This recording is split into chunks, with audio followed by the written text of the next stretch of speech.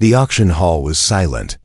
Thousands of alien nobles sat in golden seats, staring at the stage. Bright lights shone on a metal chair placed in the center. On that chair sat a girl, a princess. Her head was low. Her silver hair covered her face.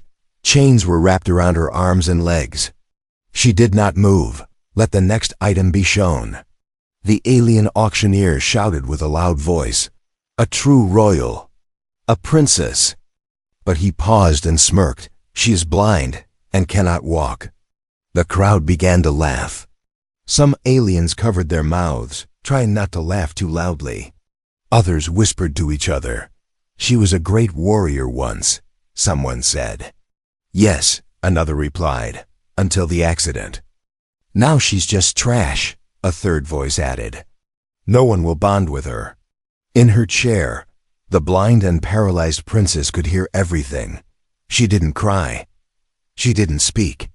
She just sat there like a statue, broken and forgotten. Her name was Princess Zira. She had once led armies into battle. Her name had been shouted in songs across the galaxy. But one day, her ship was attacked. An explosion stole her eyes and shattered her spine. Since then, she had been hidden from the world, treated like a shameful secret. Now, her family had decided to get rid of her. "She has pure royal blood," the auctioneer continued. "Bonding with her means gaining status, maybe even land. Who will take her?" No hands were raised. No one moved. Minutes passed. The silence grew heavier. "She is free." The auctioneer shouted, "You don't even need to pay, just take her." Still, no one wanted her until a human stepped forward. He was tall, dressed in simple armor. His boots were dusty. A scar ran down one side of his face. He looked like a soldier, not a rich buyer. The room turned cold with shock. A human? Someone whispered, "Why is he here?" Maybe he didn't understand. "That girl is useless." The human ignored the stares. He walked straight toward the stage. The guards moved, blocking his way. "I want her," he said. The guards laughed. "You're not part of the auction." "I don't care about your rules," the human replied. Calmly, "You offered her to anyone. I'm someone." Princess Zira raised her head slightly. She could not see, but she could hear the voice. It was deep. Calm, strange, not mocking, not cruel. "Why would you want her?" One noble shouted, "She can't even see you." The human stepped onto the stage. "Because no one else does. That's reason enough." He knelt in front of her. Gently, he touched her hand. It was cold. She flinched. "It's okay," he said quietly. "You're safe now." She wanted to speak, but no words came out. Her throat was dry. Her mind was filled with confusion. Was this another game? Another trick? Why would a human care? The auctioneer didn't know what to say. You can take her," he said, waving his hand. "Just sign this paper." The human signed without reading. Then he bent down and picked the princess up in his arms. The crowd gasped. "She's nothing but weight," someone shouted. "You'll regret it." Another hissed. The human didn't reply. He just walked out of the hall, carrying the blind and disabled alien princess like she was the most important thing in the universe. Outside, the air was fresh and cold. Stars sparkled in the dark sky. The human placed her gently on a seat inside his small ship. It wasn't big or fancy, but it was clean. She sat there quietly. Then, for the first time, she spoke. "Why?" Her voice was soft, broken. "Why would you take me?" He looked at her, eyes calm and steady. "Because I know what it's like," he said, "to be left behind." She turned her head toward his voice. "You don't even know me." "I don't have to," he said. "I saw the way they looked. At you, I've seen that look before." Zira didn't understand him, but for the first time in years, she didn't feel like garbage. She didn't feel invisible. The ship's engine started. They were leaving the palace behind, leaving the pain, the shame, and the chains. But the real journey was just beginning. The ship floated quietly through space, leaving behind the royal palace, the cruel laughter, and the cold chains inside. The alien princess sat with her head low, her hands folded in her lap. She still couldn't see. She still couldn't move her legs.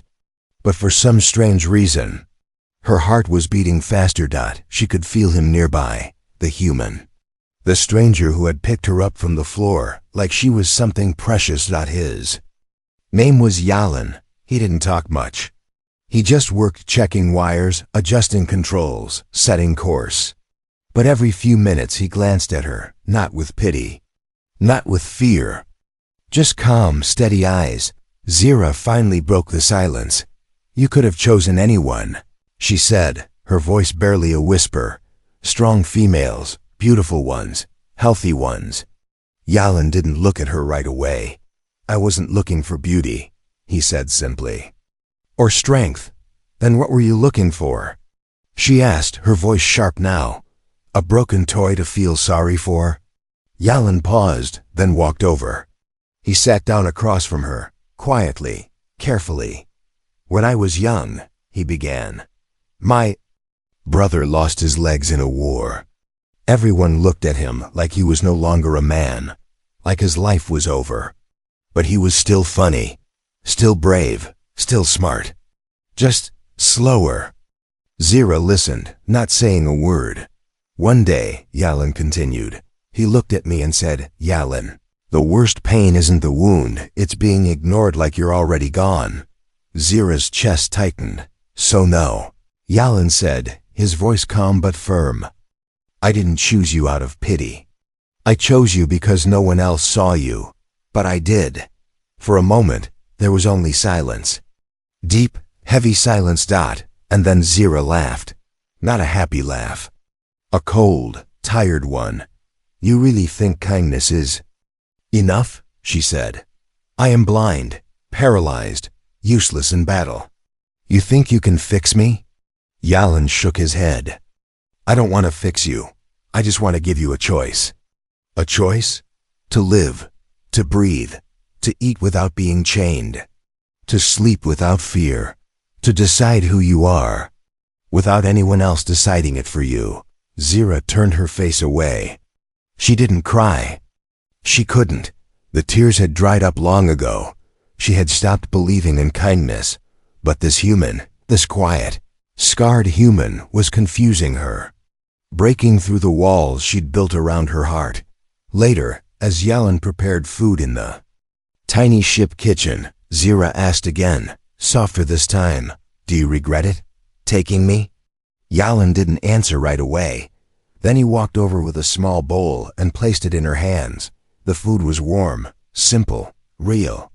"No," he said, "but I do regret that I wasn't there the day they broke you, because I would have stopped them." Zira held the bowl tightly. No one had ever said something like that to her. No one had meant it. That night, she couldn't sleep. She lay still, pretending, but her mind was racing. Her ears listened to every movement Yalan made. The hum of the engine, the soft steps, the clink of tools. And then she heard him speaking softly, as if to himself. "She's more than they said. She's not weak. Just hurt." Zira's heart skipped. He didn't know she was awake, but she heard every word. The next morning, Zira whispered, "Where are we going?" "Somewhere quiet," Yalan replied. "Somewhere safe." "I've never been safe before," she said. "Well," he smiled, "first time for everything." But just then a red light blinked on the control screen. A signal, danger approaching.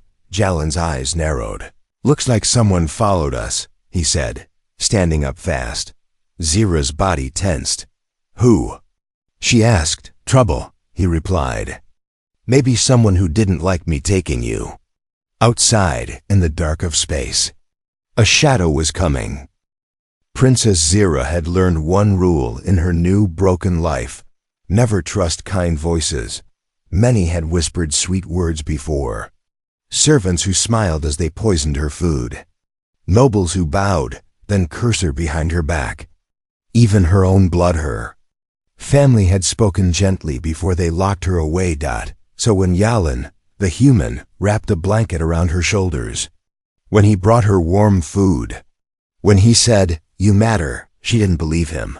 She COULDN single quotes D. Now, she sat, alone in the small ship's corner.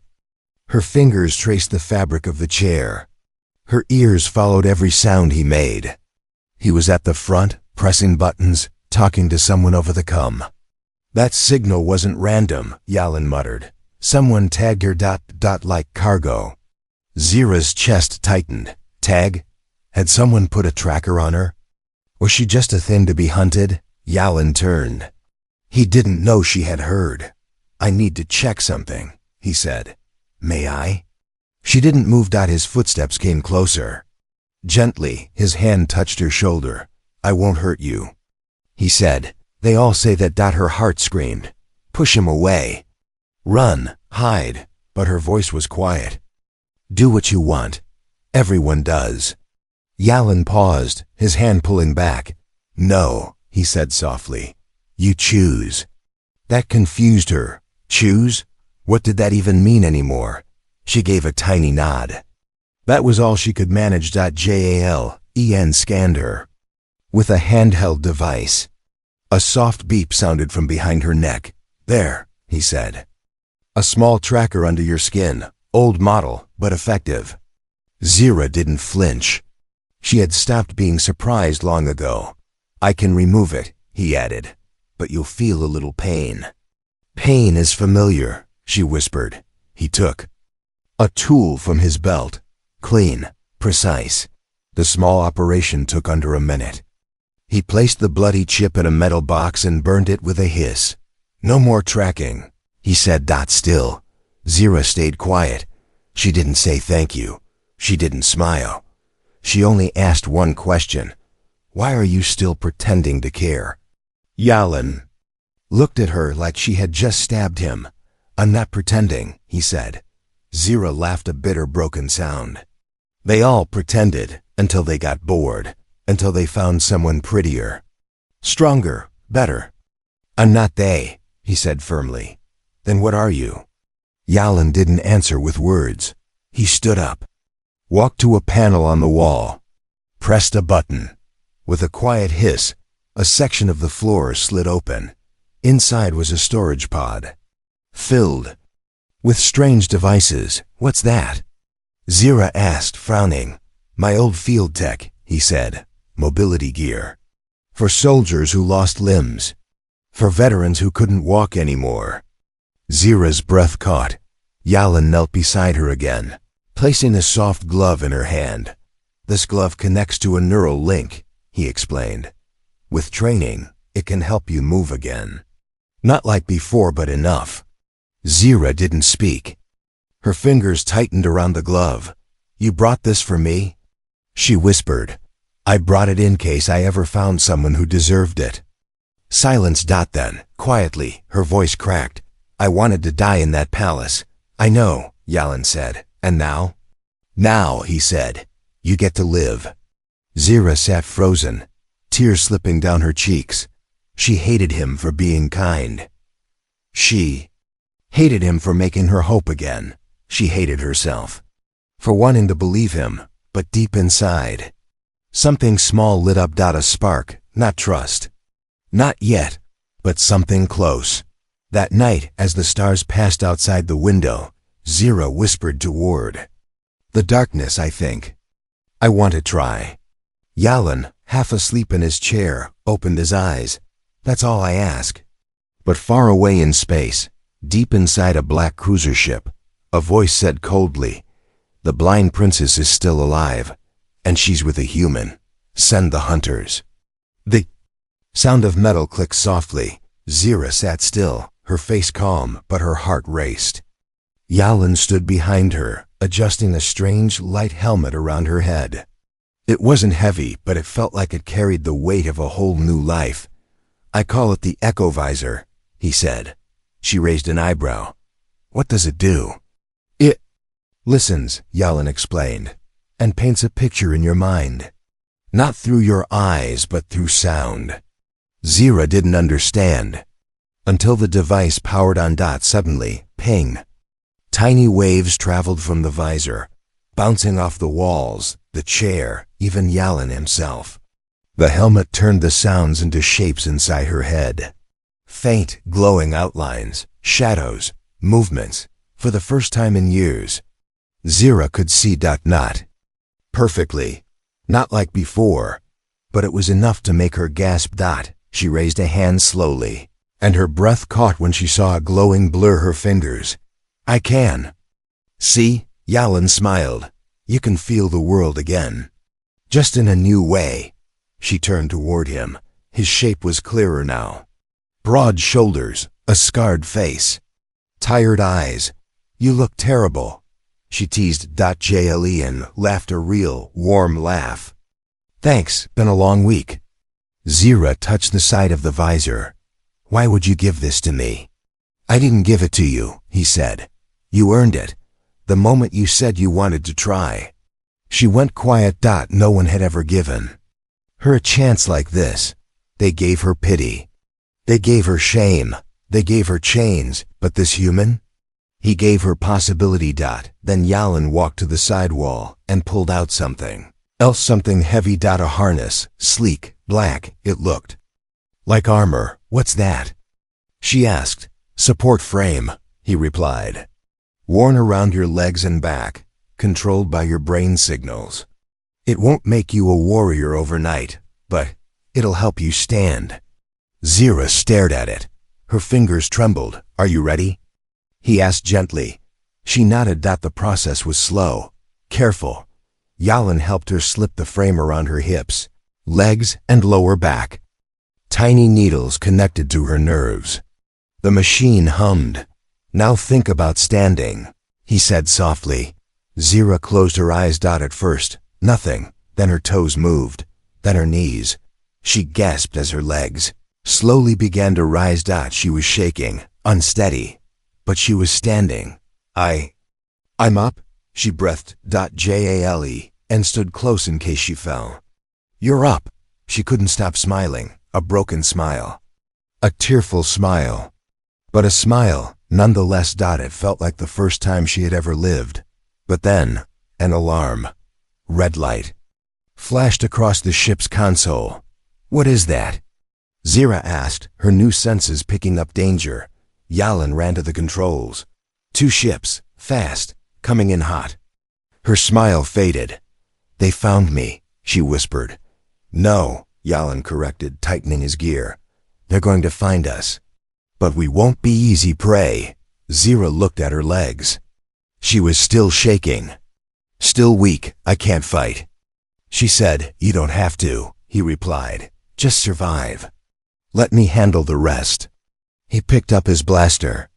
His movements were calm, trained, but Zira wasn't calm anymore. She didn't want to go back to being helpless. She didn't want to be carried anymore. I want to fight too, she said. Jale and paused. You sure? I may not be strong, she said, but I'm not nothing. He tossed her a small shock blade. Light, fast, designed for close defense. Then let's show them, he said, what a human and a broken princess can do. Outside, the stars burned brighter, and death was coming fast. Far across the stars, deep inside a black warship, a cold voice echoed through the command deck. She's still alive. And bonded to a human? The alien general's yellow eyes narrowed. His long fingers tapped on the metal table. Send. The hunters, he growled. We should have finished her long ago. A soldier stepped forward. But General, she's blind. She can't fight anymore. The general bared his teeth. Exactly. I don't want a battle. I want an execution. Back on Jalin's ship, alarms were screaming. Zira stood near the main console, her hands gripping the edge tightly. Her new sight built from sound showed her 2 enemy ships closing in. Her voice trembled. They sent hunters, military grade. Jalin's hands moved fast on the controls. Then we run, but space wasn't open enough. There were asteroid fields nearby. If they went the wrong way, they'd be trapped. Zira stared at the screen. She couldn't see it like Yalan did, but she could feel the danger. "I've faced them before," she said. "They don't miss twice." Yalan glanced back at her. "Then it's time they did." Inside the enemy ship, a bounty hunter growled. "Why does the general care so much about one broken princess?" Another voice replied, "Because she knows secrets. Secrets they buried after the explosion." "What kind of secrets?" "The kind that could ruin the royal family." Yalan spun the ship through a tight asteroid pass. Small rocks scraped the sides. Lasers fired from behind, barely missing. "Brace!" he shouted. The ship shook violently. Sparks flew from the walls. Zira fell to one knee but forced herself. Back up. Jalen looked at her and saw something new in her posture. Not fear. Fire. Minutes later, he handed her a headset. "You know military frequencies?" he asked. "Yes," she replied. "I used to command fleets." "Then distract them. Talk like a ghost they thought was gone." Zira clicked the mic on. Her voice echoed through the enemy channels. "This is Princess Zira of the Zavari Empire. I was blind, not dead. You failed once. And now you'll fail again." The enemy ships paused, confused, shocked. "You were supposed to be ashes," one of the hunters growled. "Maybe I am," Zira said coldly. "But ashes still burn." Yalan took the chance and launched a countermove. The ship dropped flares, dived hard, then looped behind an asteroid. He fired a blast that struck one enemy wing. Smoke exploded in space. "One down," he said. The other enemy ship closed in. Fast, Zira reached for the shock blade he gave her earlier. "They'll try to board," she warned. "They won't reach the door," he replied. But he was wrong. A loud clang echoed through the hallway. They were here. Yalan readied his blaster. "You stay behind me." Zira stepped forward. "No," she said. "I'm done hiding." The door burst open. A tall alien hunter stepped in, his face hidden behind armor. "The blind princess," he sneered. "You're not even worth killing." Zira raised her head. "Then why are you here?" She moved first, faster than anyone expected. Her legs weren't strong, but the support frame boosted her speed. The shock blade flashed in her hand, slicing across the hunter's arm. Sparks flew. Yalan shot the second hunter before he could. Aim. Silence returned. Zira stood, shaking, breathing hard. But standing. The two bodies fell. "You fought," Yalan said, surprised. "I lived," Zira replied. "That's better." But both of them knew this wasn't over, not even close. If the royal family had sent assassins, it meant only one thing: they feared her return. And now, the galaxy would learn why. The ship drifted quietly through space again. The battle was over. The hunters were gone, but inside the ship, something more powerful was happening. Zera stood in front of the mirror in Jalan's small sleeping quarters. She couldn't see herself like others did, not with eyes. But the sound visor painted her outline in soft shapes, a tall figure. Thin arms, a scar across her jaw, metal wrapped around her legs like armor. The echo of her own breath bounced back at her. She reached up and touched her face. "I'm still here," she whispered. Behind her, Yalan was working with tools again, fixing what was broken. That's what he always did. But today, Zira walked closer. "I never asked," she said. "Why do you fix things?" He looked up, surprised. "Because I hate throwing good things away." She tilted her head. "And you think I'm good?" Yalan nodded once. "I think you're better than anyone ever gave you credit for." Zira's voice was quiet. "I wasn't always kind. I once gave orders that led to destruction. I was feared, not loved." "You're not that person anymore," Yalan said. She stepped even closer. "I don't know what I am now." Yalan didn't move. "Then figure it out with me." Zira's hand reached for his face, slowly, carefully. She couldn't see his eyes, but she could feel the Warmth of his skin, the shape of his cheek, the slight curve of a tired smile. "You're not what I expected," she whispered. "Is that good or bad?" he asked softly. "It's confusing," she admitted. He smiled. "Confusion is better than emptiness." Her fingers stayed on his face a moment longer, then dropped. That night, she sat beside him in silence. Two souls who didn't belong anywhere. A broken princess and a quiet human soldier. "I was never allowed to choose," Zira said. "My life, my future, even my own thoughts were given to me." "You're choosing now," Yalan replied. "I think. I want to keep choosing," she said. "And I want to stay with you." He looked at her, surprised. "You sure?" She nodded. "I've never been more sure." He gave a small laugh. "Careful, I snore." She smiled, not because of the joke, but because she felt something strange inside. Warmth. Not from the ship. Not from the tech, but from being seen. Really seen. Not as a tool, not as a burden, but as a person. Suddenly, an alert beeped. A message was waiting, encrypted. Old code. Royal code. JALEN opened it carefully. A hologram flickered. An alien woman in royal robes appeared, older, but with Zira's eyes. "Zira, if you are alive, please listen." Zira leaned forward. "They lied to you about the explosion, about your exile. You were never meant to die. You were meant to be hidden. Because you knew the truth about the royal bloodline. About the corruption." The message cut off. Static. Then silence. Zira sat frozen. All this time, they hadn't just abandoned her. They had feared her because she carried the truth, because she was stronger than they ever wanted her to be. She stood up, shaky but tall. Her voice didn't tremble. "We're going back," she said. "To the capital." Yalan blinked. "You sure? It's dangerous." She nodded.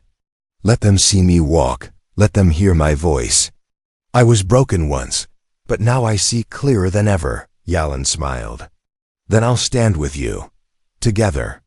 They set the course toward the heart of the empire, toward truth, toward justice, and maybe something more. The capital planet glowed below them. Golden towers, floating palaces, glittering ships, flying in lines like birds.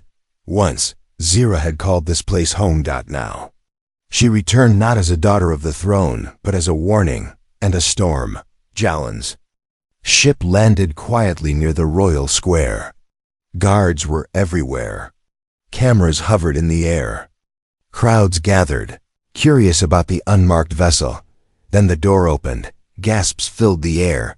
A figure stepped out slowly. Tall, silent, wearing black armor, support legs, a shining sound visor on her face.